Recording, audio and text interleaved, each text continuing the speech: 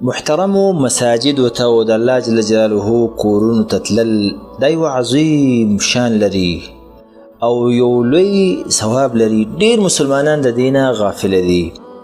دا پرېږده چې مونځ څومره ثواب لري د هغې فضایل نه بیانوو، لیکن دې جومات ته چې سړی ځي ډېر عجیب عجیب او ډېر درانه درانه اجرونه په دې کې ډېر مسلمانان ترې غافل دي. یو په هغې کې دا دی، یو مسلمان ورور جومات ته ځي په هر یو قدم باندې یو نیکی نه بلکې لس نیکی ورکوي. سبحان الله. یو حدیث کې راغلی دی، شرط هم ورسره دی، هغه دا دی اذا تطهر الرجل، یو سړی اودس وکي او ثم مر الى المسجد، بیا مسجد ته روان شي، مسجد ته روان شي د مونځ دپاره ځي، الله جل جلاله به دته په هر یو قدم باندې بكل خطوة یخطوها، په هر یو قدم باندې چې دای اخلي 10 حسنات لس نیکی ورکوي. سبحان الله.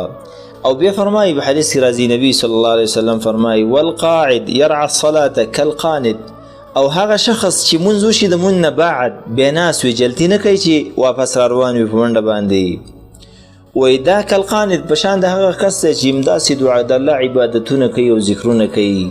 ويكتب مع المصلين. الله اکبر. بل دا ده چې د مونځ کوونکو سره به دا لیکلی شي ګویا کې دا په مونځ باندې ولاړ دی او ناست دی په جومات کې ناست دی د الله ذکر کوي تر هغه وخته پورې چې تر څو دا خپل کور ته واپس شي. دا څومره عظیم حدیث دی عزتمندو.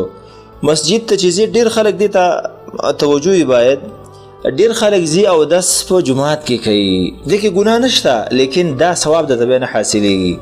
که دغه ثواب غواړې چې په هر قدم باندې لس نیکۍ درکړي، کور کې به اودس وکړي او بیا به روان شي، د په هر قدم باندې لس نیکۍ درکوي. د مونځ نه بعد چې څومره وخته پورې ناست وي داسې به حسابېږي لکه ته چې په مونځ کې تر څو چې ته واپس کور ته راواپس شي. نو په دې باندې اهتمام کول پکار دی عزتمند. دا عظیم اجرونه دي او کم از کم یو سل ګامه قدمه خو به سړی اخلي که نه، 100 قدمه که دې واغستل 1000 نیکۍ شوي. دا 15 وخته چې لاړې 15 زره نیکۍ شوي.